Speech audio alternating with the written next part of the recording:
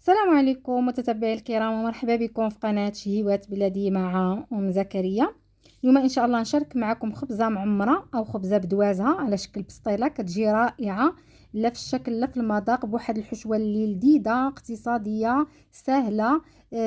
وكتجي المهم في الامر كتجي لذيذه لذيذه، وجبه متكامله كتقدميها للغداء او العشاء غير بوحدها وصافي كتكون كافيه. حنا بالنسبه لينا كنا كنقولوا لها خبزه بدوازها او كنقولوا بيتزا محجبه، ما عرفت دابا شنو. المهم انا بالنسبه لينا هكا كنا كنسميوها. كنتمنى تتبعوا معايا الفيديو الاخير، ولا عجبكم لا فيديو ما تنساونيش من بارطاج والاشتراك مع الاهل والاحباب باش تعمل فائده، وما تنساونيش من اللايك ومن التعليق كتحفيز للقناه فضلا منكم وليس امرا. ونبداو على بركه الله دائما بالصلاه والسلام على رسول الله.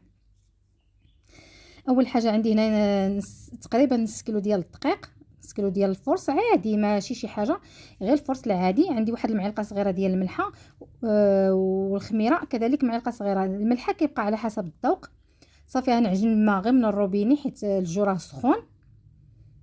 الا كان في البرد نستعملوا الماء يكون مدفي شويه.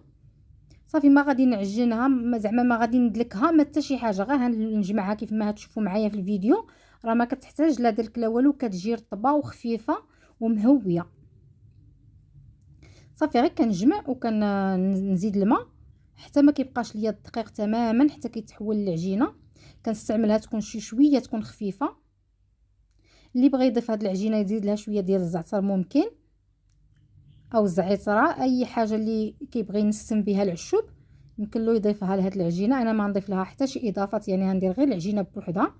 صافي من بعد ما جريتها هكا مزيان كيف ما شفتوا راها خفيفه، غادي نخلطها غير مزيان، يعني ماشي كندلكها باش ما يبقى لياش داك الدقيق ولا شي حاجه تكتلات ديال الدقيق مع الجناب.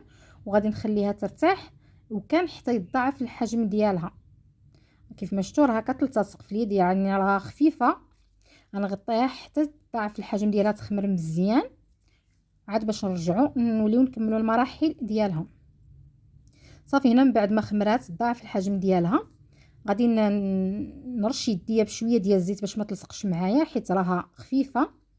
صافي غادي ندخل داك الهواء اللي تنافخت. صافي كنخرج داك الهواء وكندخل العجينه لداخل، بحال اللي كنعوض لها الدلك، بحال اللي كنخلط داك العجينه وانا كنستعن بالزيت باش ما تلصق لياش العجينه في يدي. كيف ما شفتوا كلها تبارك الله ما شاء الله جات منبعه كلها بحال مدلوكه كتبان. صافي غادي نخليها المره الثانيه هنا تختمر حتى يضاعف الحجم ديالها. ونمشيو للحشوه. عندي هنايا فلفله خضراء، عندي فلفله حمراء تكون حاره، كيبقى اختياري، يمكن لك ما تستعمليهاش تكون حاره. عندي جوج بصلات كبار، واحد الرشه ديال الملح. صافي غادي ندير واحد جوج معالق ديال زيت الزيتون. الزيت يبقى اختياري، ماشي ضروري يكون زيت الزيتون، الا بغيتو تستعملوا حتى زيت المائده راه بحال بحال. صافي غادي نشحرها اللي النار تكون موين، ما تكونش مجهده ما تكونش قليله، باش انا محتاجه هاد البصله وهاد الفلافل معايا غير باش يدبالوا، ما بغيتهمش يتشحروا مزيان حتى ينزلوا. كيف ما كتشوفوا كيجي الوان رائعين كيحلوا الشهيه وكيفتحوا كيف ما كيقولوا المصريين كيفتحوا النفس. صافي غادي نبقى نستمر نحرك البصله والفلافل حتى تنزل معانا. كيف ما شفتوا انا ما درت لا عطريه حتى حاجه، غير الملحه. صافي من بعد ما نزلت معنا مزيان كنستمر وانا مره تنحرك. عندي هنايا الكفته القياس اللي بغيتو يمكن لكم تضيفوا، انا عندي متواجده في البيت ديالي ما عبرتهاش، تقريبا تكون داك 700 غرام.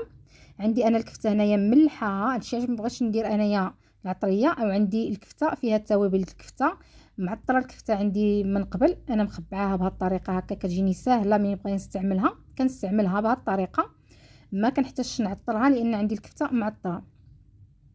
صافي كنخلط مزيان وانا نهرس نخلط داك الكفته وانا تندقها باش يخرجوا لي طريفات الصغيورين، ما بغيتش تطيب ليا وهما طراف كبار. كيف ما لاحظتوا انا نخلط وانا نفتتها، كيف ما تنقولوا تنفرتل داك الكفيتات.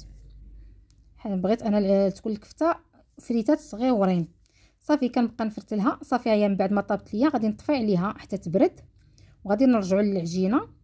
هنا شفتوا كيف ما ضاعف الحجم ديالها، كتولي تبارك الله ما شاء الله العجينه غزاله غزاله ما شاء الله بلا دل. كيف ما شفتوا يعني تخليوها غير ترتاح جوج المرات كتولي مفجفجه كيف ما تنقولوا لها، كله الاسلوب ديالو ديال الهضره، او كلها خاويه من الداخل. صافي هنايا غادي نسلا في سطح العمل اللي غادي نجمعها انا فيها، كتجي كلها خاويه من الداخل، يعني راه بحال اللي دوزتي واحد المده وانت كتدلكي في هذه العجينه وهي ما مدلوكاش بصفه نهائيا. صافي كنرش واحد شويه ديال الدقيق ونجمعها على هذه الطريقه ونقطعهم على جوج ديال الكرات، ضروري نقطعوهم على جوج.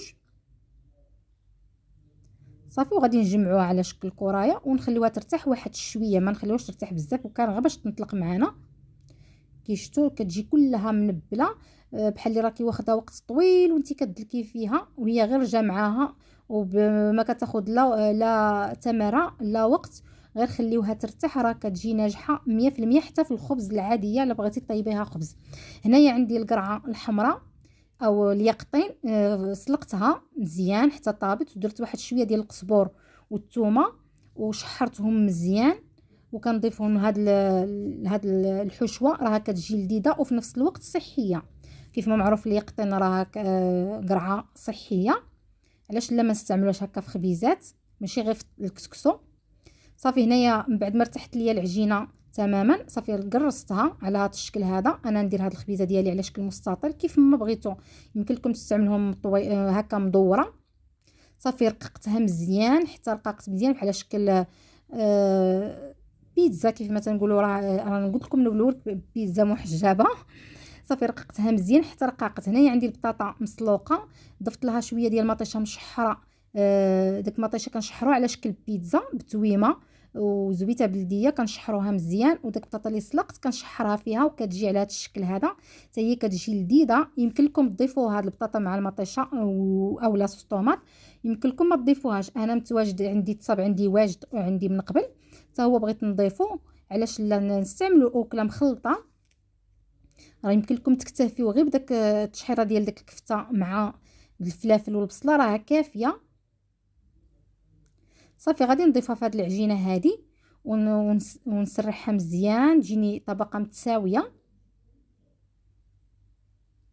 صافي بهذه الطريقه هكا كنطلقها مزيان. هنا درت واحد شويه ديال الفرomاج ديال الساندويتشات، والفرomاج الاحمر كيبقى اختياري، يمكن لكم تستعملوا اي فروماج عندكم واللي كتبغيوه دائما تتناولوا عليه.